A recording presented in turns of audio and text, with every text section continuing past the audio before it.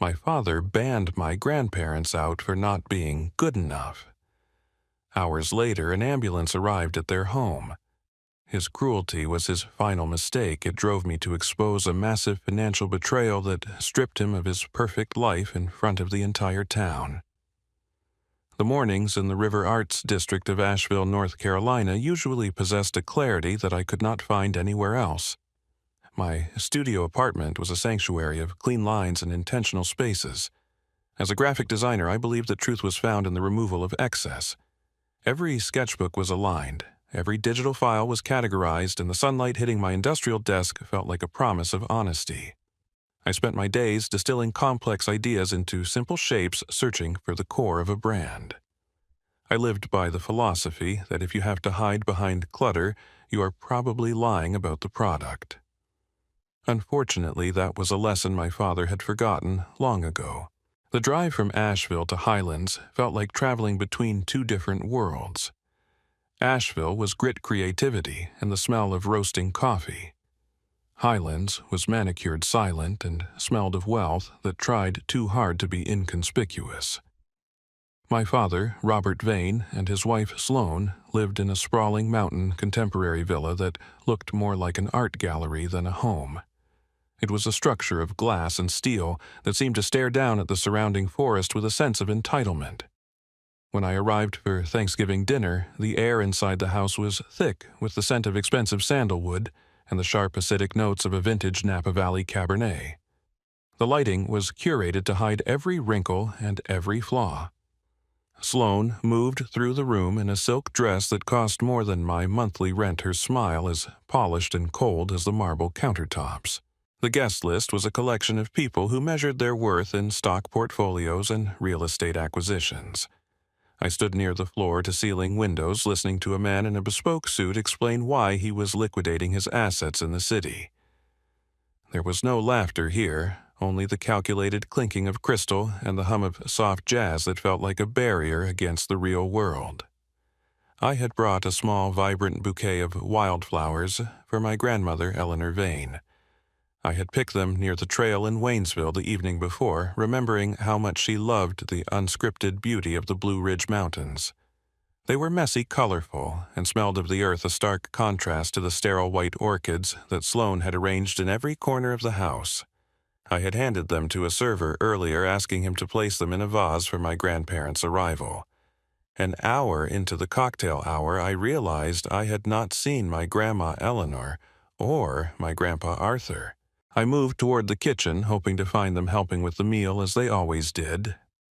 Instead, I found the kitchen staffed by hired professionals. As I turned to leave, something caught my eye in the large stainless steel trash bin tucked under the prep station. There, resting atop a pile of discarded vegetable peelings and expensive packaging, were my wildflowers. They were crushed, their stems broken, cast aside like a piece of refuse that threatened the aesthetic of the room. A cold knot tightened in my chest. It was not just about the flowers. It was about what they represented. I found my father in the study swirling a glass of dark amber bourbon. He looked at me with a distant, practiced warmth. I did not waste time with pleasantries. I asked him where Eleanor and Arthur were. I asked him why their place settings were missing from the long mahogany table in the dining room. Robert set his glass down on a leather-topped desk. He did not look ashamed. He looked inconvenienced. He told me that Sloane had decided to keep the guest list focused this year. He said that my grandparents were getting older and that the drive from Waynesville was too much for them. I told him that was a lie, that I had spoken to them 2 days ago, and they were excited to see the family. Then he looked me directly in the eye, his voice dropping into a flat corporate tone. He told me that this was an important evening for their social standing in Highlands. He said that my grandparents, with their mismatched clothes and their stories about the old days in the mountains, simply did not fit the class of the event they were hosting. He said it as if he were explaining a logical business decision. He told me that they were not welcome at the dinner because Sloane did not want the aesthetic of her evening ruined by people who did not understand the world they now inhabited. The honesty I craved in my work was suddenly present in his cruelty. It was a jagged, ugly truth. I did not argue. I did not shout. I simply turned around, grabbed my coat, and walked out of that glass cage. The cold mountain air felt like a cleansing fire as I reached my car. I drove away from the glittering lights of Highlands, my hands shaking on the steering wheel, headed toward the small weathered house in Waynesville, where love was actually a requirement for entry. I was halfway down the winding mountain pass when my phone vibrated in the center console. It was midnight. The caller ID showed the name of Hank, my grandparents' neighbor for 30 years. My heart dropped before I even pressed the button. "Liam," Hank said, his voice ragged and breathless, "you need to get here. The ambulance is on its way." I found Arthur on the front porch. He was dressed up in his best suit, just sitting there in the dark. "He must have collapsed while he was waiting for your father to call. He is not breathing right, Liam. It is bad." The fluorescent lights of Mission Health Hospital hummed with a clinical indifference that felt like a physical weight. I sat in the plastic chair of the waiting room, my hands still smelling of the cold mountain air and the copper tang of fear. Grandpa Arthur was behind double doors in the intensive care unit, his life measured by the rhythmic beep of monitors and the forced air of a ventilator. Grandma Eleanor sat beside me, her small frame trembling, her hands clutching a worn handkerchief. She looked like a ghost of the woman who had baked pies only days before. It was exactly 2:45 in the morning when the automatic glass doors slid open with a hiss. I expected my father to rush in with worry etched into his face. Instead, Robert and Sloane marched toward us, looking as though they had been interrupted in the middle of a coronation. Robert had removed his blazer, but his silk shirt was crisp, and the scent of expensive bourbon trailed behind him like a toxic cloud. Sloane followed her eyes, darting around the sterile hallway with a look of pure disgust, her sequins catching the harsh light in a way that felt almost violent. "What were you thinking, Liam?" Robert's voice was a low, dangerous hiss. He did not ask about the health of his father. He did not look at the intensive care unit doors. He stood over me, his face flushed with a mixture of alcohol and rage. "You walked out on a dinner hosted for the most influential people in Highlands. Do you have any idea how that looked? You made us look like we have no control over our own family. You embarrassed us in front of the very people who hold our future in their hands." Sloane stepped forward, her heels clicking sharply on the linoleum like a ticking clock. "The Sterling family was there, Liam. We were discussing the new development project and you vanished like a petulant child. And for what? For a fainting spell." She waved a hand toward the doors as if Arthur's collapse were a minor social inconvenience. "The elderly fall. It is a part of life. It did not require a dramatic exit that suggested we are anything less than a united front." I looked at them, and for a moment I could not speak. The gap between us was no longer just a difference in values. It was a chasm of humanity. "He is your father, Robert?" I whispered, my voice trembling with a rage I had never known. "He waited on that porch in Waynesville for a call that never came. He was dressed in his best suit because he believed his son still cared. He almost died because of your vanity." Robert leaned in, his eyes cold and devoid of empathy. "He is old. This is what happens. We do not stop our lives for every stumble. You made a spectacle, and the rumors in town are already starting. I expect an apology to Sloane tomorrow for the way you treated her guests." They turned away to speak to a nurse, not with concern, but with a demanding tone about the quality of service and the privacy of their family name. Grandma Eleanor let out a soft, choked sob. She reached for her large leather handbag, her fingers fumbling with the clasp. "Liam, my heart pills. I think I left them in the side pocket. I cannot breathe right." I took the bag from her, my own heart racing. I began to search through the clutter of receipts and old peppermint wrappers.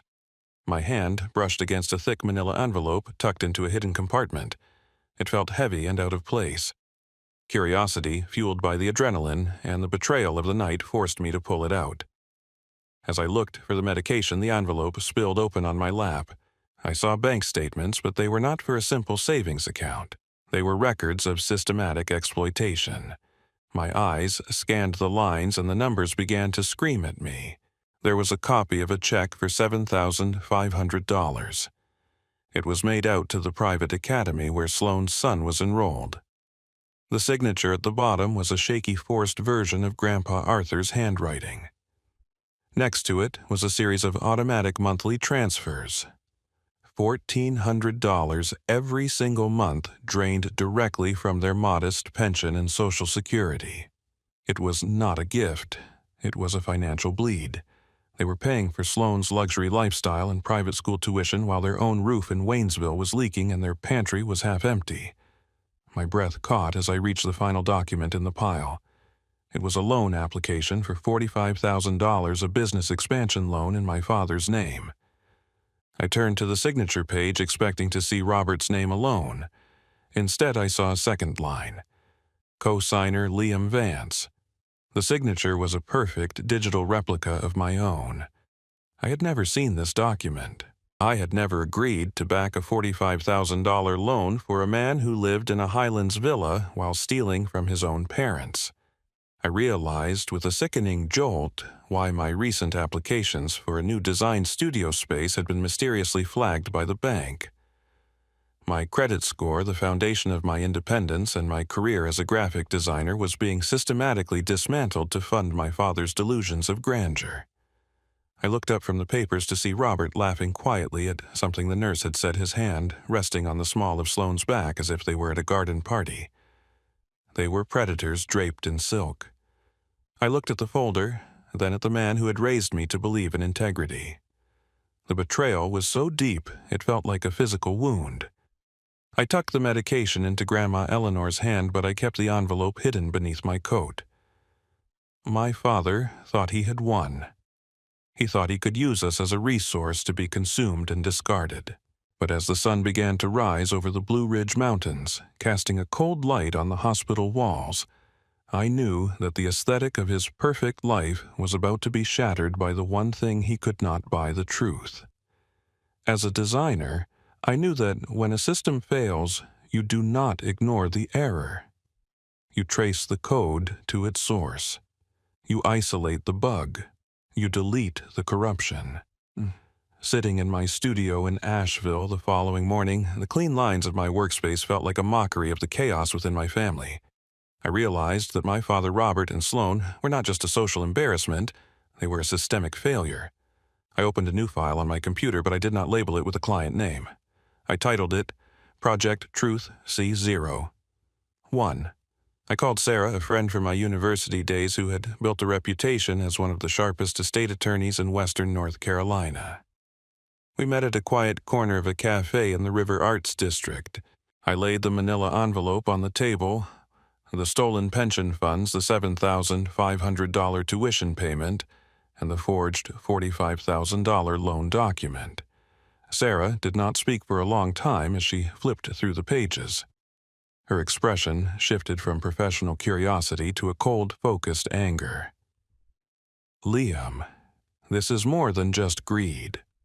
Sarah whispered, her eyes tracking the flow of money. This is a coordinated effort to strip them of their assets. But there's something you have not seen yet. I did a preliminary search of the Buncombe and Haywood County court filings this morning when you mentioned the tension. She pulled a tablet from her bag and slid it across the table. My heart stopped. It was a petition for involuntary guardianship. Sloane had filed it 3 weeks ago, claiming that Eleanor and Arthur were mentally incapacitated and incapable of managing their own physical or financial well-being. The goal is not just the money, Liam, Sarah explained.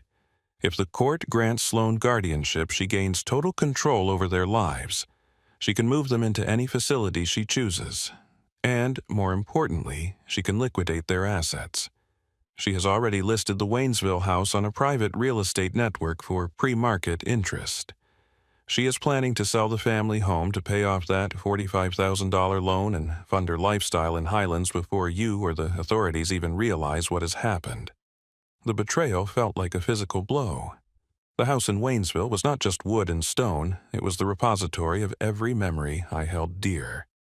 It was the smell of wood smoke and the sound of my grandfather's laughter. To Sloane, it was merely a line item on a balance sheet. I drove back to Mission Health Hospital. I needed to see him. I found Grandpa Arthur awake, though he looked smaller than he had only 24 hours ago. He was propped up against the pillows, the hospital gown pale against his skin. But it was the chair next to the bed that broke my heart. Folded neatly over the back was his suit jacket, and resting on top of it was the green necktie.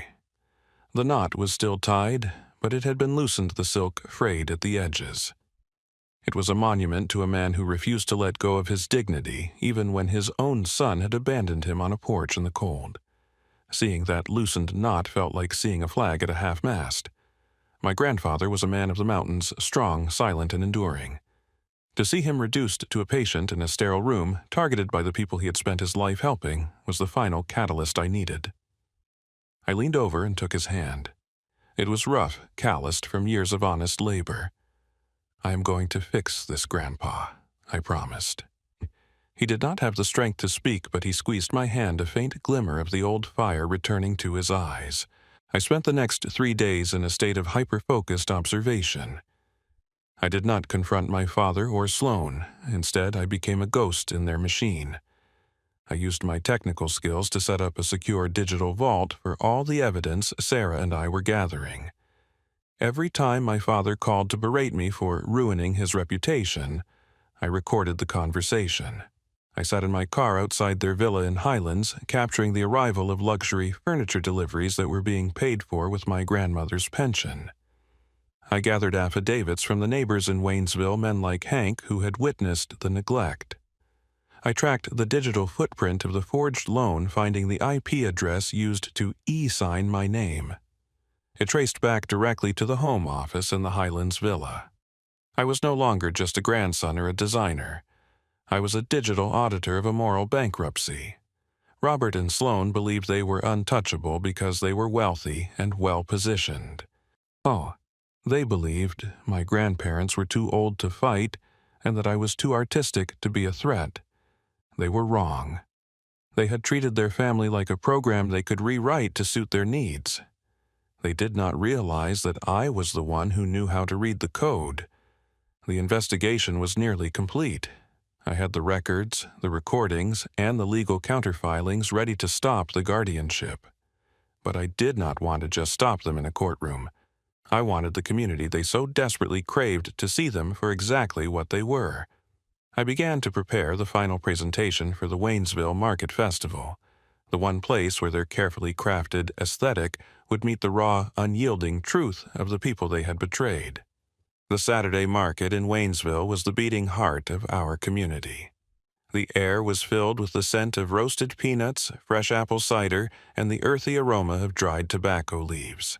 Under the shadow of the Blue Ridge Mountains, neighbors gathered to trade stories and support local artisans. It was a place of deep roots and long memories which made it the perfect stage for the truth. I saw them before they saw me.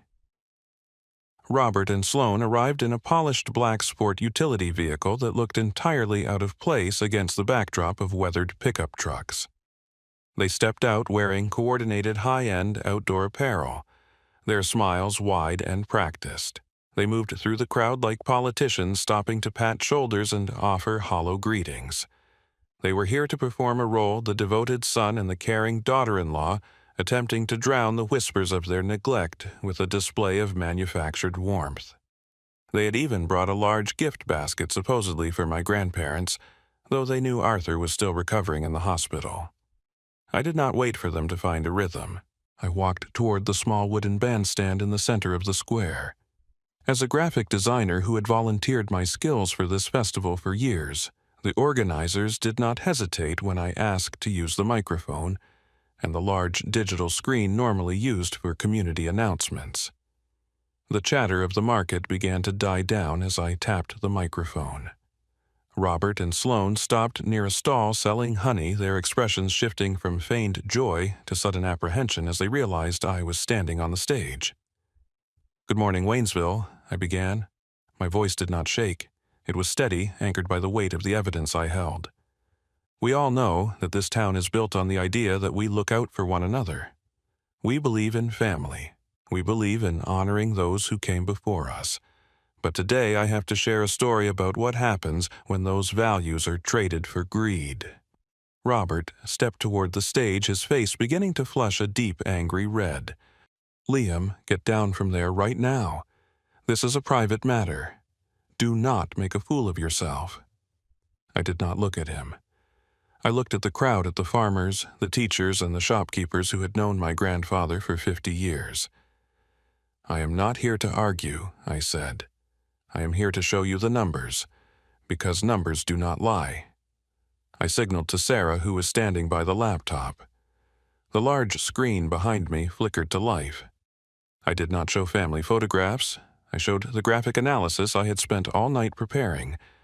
The first slide was a high-resolution scan of the check for $7,500 money taken from my grandfather's savings to pay for a private school for a child who was not even his own. The next slide showed the monthly $1,400 withdrawals, a systematic draining of a pension that was meant to provide security in old age. The crowd gasped. I heard a woman near the front whisper, "Shameful." But I was not finished.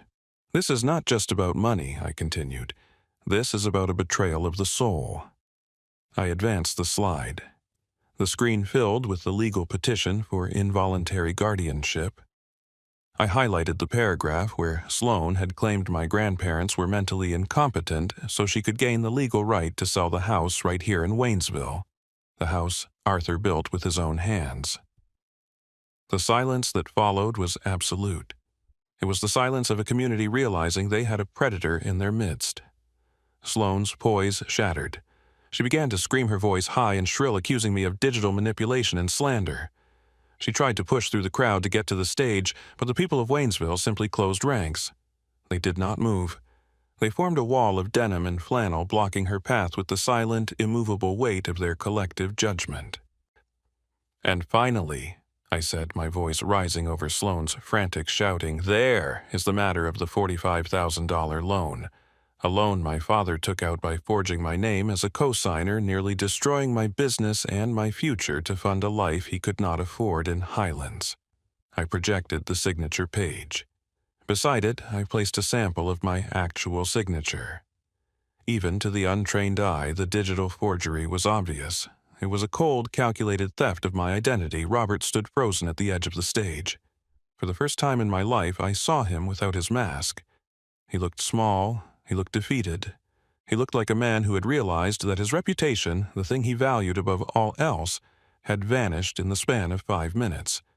At that moment, the low, steady pulse of blue and red lights appeared at the entrance of the market square.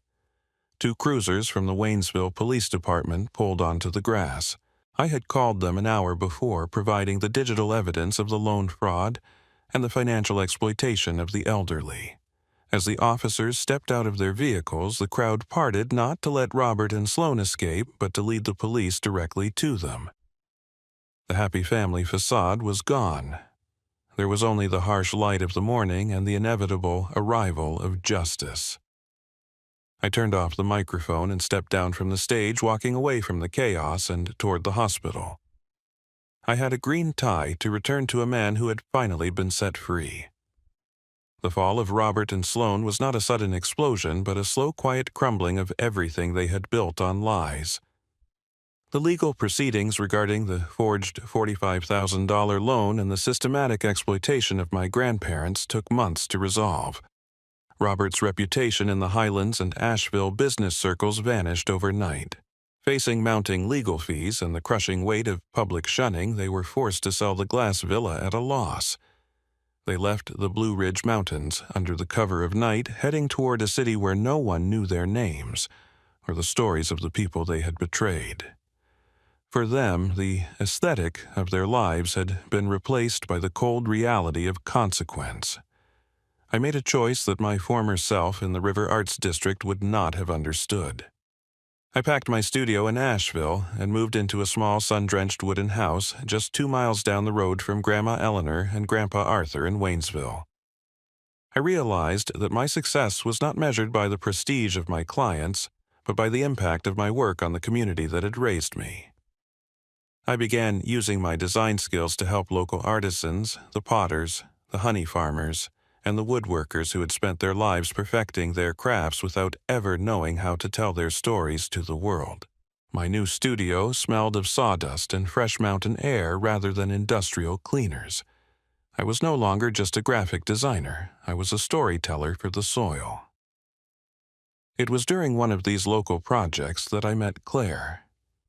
She owned a small flower farm on the edge of town, a place where rows of dahlias and snapdragons grew in intentional, vibrant chaos.